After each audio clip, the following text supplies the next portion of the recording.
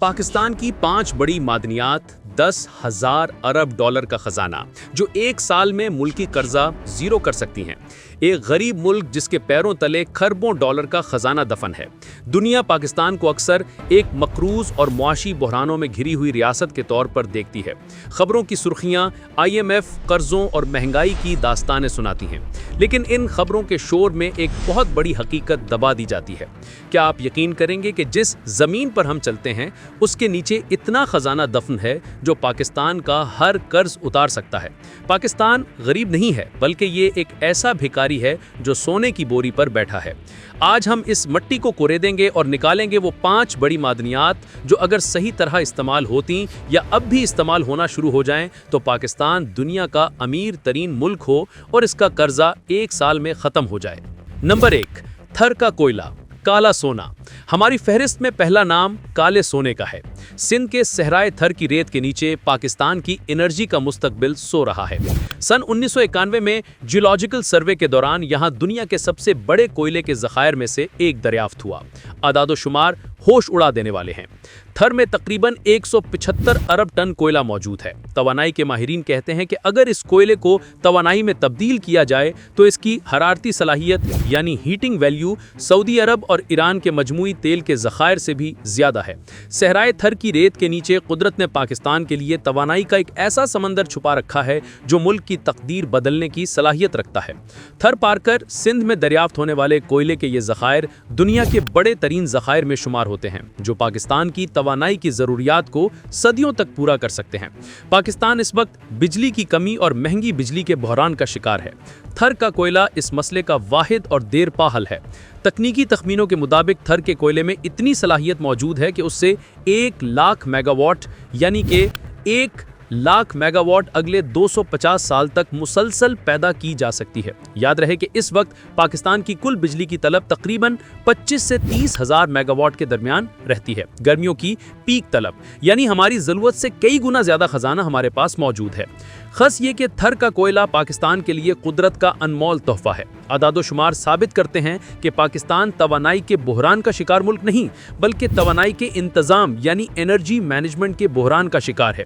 दुनिया के लिए शायद कोयला माजी का ईंधन हो, लेकिन पाकिस्तान की मुआशी तरक्की और सस्ती बिजली के हसूल के लिए थर का कोयला ही मुस्तकबिल का जामिन है। लेकिन अलमिया यह है कि दहाइयों तक ये खजाना रेत के नीचे दबा रहा। सियासत और ब्यूरोक्रेसी की नजर हो गया। आज अगरचे वहां काम शुरू हो चुका है, वहां बहुत से बिजली के प्लांट हैं जो पाकिस्तान की कौमी ग्रिड को वाफिर बिजली दे रहे हैं। लेकिन सवाल यह है कि क्या हम इस सियाह सोने से वो इनकलाब ला पाएंगे जो चीन या जर्मनी ने कोयले से बर्पा किया। नंबर 2, रिकॉर्डिक, तांबे और सोने का पहाड़। दूसरे नंबर पर वो नाम है जो आलमी अदालतों और बैनुल-अक़वामी साजिशों का मरकज रहा। रिकॉर्डिक बलोची जुबान में इसका मतलब है रेत का टीला, लेकिन ये कोई आम टीला नहीं है। ये तांबे और सोने का एक ऐसा पहाड़ है जिस पर दुनिया की बड़ी बड़ी ताकतों की नजरें जमी हैं।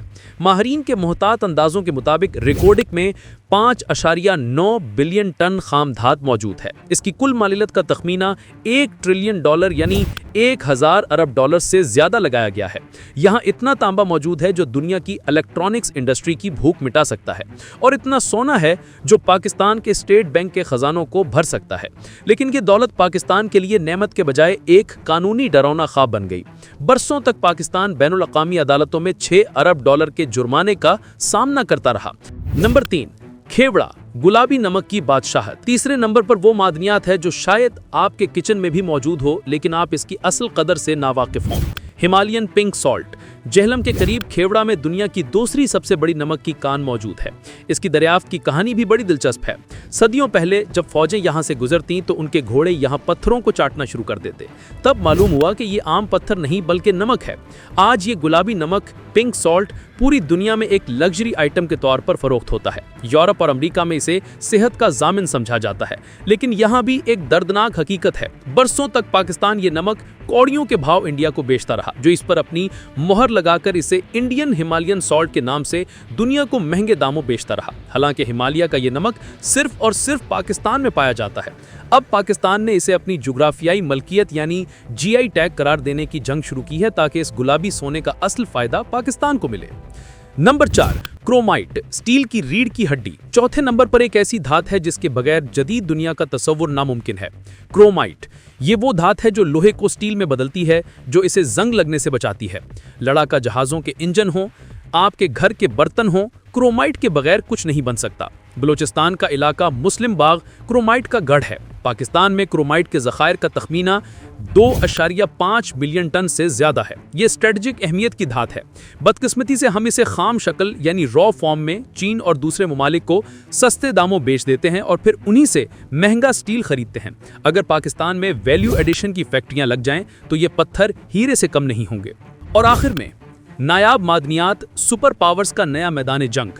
اور آخر میں وہ خزانہ جو سونے اور ہیرے سے بھی زیادہ قیمتی ہے، کیونکہ اس پر مستقبل کی دنیا کا انحصار ہے۔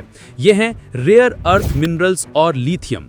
آپ کے ہاتھ میں موجود سمارٹ فون ہو، جدید ترین فائٹر جیٹ ہو یا دنیا کو بدلنے والی الیکٹرک گاڑیاں، ان سب کی سانسیں انہی نایاب دھاتوں سے جڑی ہیں۔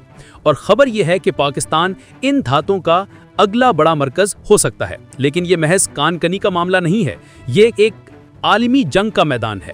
حال ہی میں امریکہ نے پاکستان کے ان نایاب ذخائر میں غیر معمولی دلچسپی ظاہر کی ہے اور کئی معاہدوں اور سرمایہ کاری کی پیشکش کی ہے۔ امریکہ چاہتا ہے کہ وہ مستقبل کی ٹیکنالوجی کے لیے چین پر اپنا انحصار ختم کرے اور پاکستان اس کا نیا سپلائی پارٹنر بنے۔ دوسری طرف چین، جو اس وقت ان معدنیات کی سپلائی چین کا بے تاج بادشاہ ہے، وہ اپنے پڑوس میں موجود ان خزانوں سے غافل نہیں ہے۔ چین کی نظریں بھی چترال اور بلوچستان کے ان ذخائر پر جمی ہیں جو سی پیک کے راستے میں آتے ہیں۔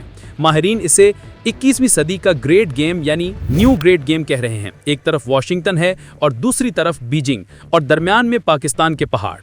چترال، گلگت بلتستان اور کوہ سلیمان کے سلسلے میں لیتھیم اور دیگر 17 نایاب دھاتوں کے شواہد ملے ہیں۔ اگر پاکستان نے سمجھداری سے کارڈ کھیلے تو یہ معدنیات پاکستان کو IMF کے چنگل سے نکال کر جدید ٹیکنالوجی کا لیڈر بنا سکتی ہیں۔ لیکن اگر غلطی ہوئی تو یہ نعمت دو ہاتھیوں کی لڑائی میں پسنے کا سبب بھی بن سکتی ہے۔ موجودہ دور میں دنیا کی معاشی اور دفاعی جنگ ہتھیاروں سے نکل کر ٹیکنالوجی اور اسٹریٹجک وسائل کی طرف منتقل ہو چکی ہے، اور اس نئی جنگ کا مرکز نایاب معدنیات یعنی ریئر ارتھ ایلیمنٹس ہیں۔ پاکستان میں ان معدنیات کی موجودگی محض کوئی افسانہ نہیں بلکہ ایک زمینی حقیقت ہے، جو اگر صحیح معنوں میں دریافت ہو جائے تو ملک کی تقدیر بدل سکتی ہے۔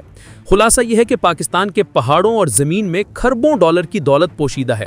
اگر پاکستان خام مال برآمد کرنے کے بجائے ملک کے اندر پروسیسنگ یونٹ لگانے کی صلاحیت حاصل کر لے اور ایک مستحکم مائننگ پالیسی اپنائے تو یہ نایاب معدنیات پاکستان کی ڈوبتی ہوئی معیشت کو سہارا دینے کے لیے گیم چینجر ثابت ہو سکتی ہیں۔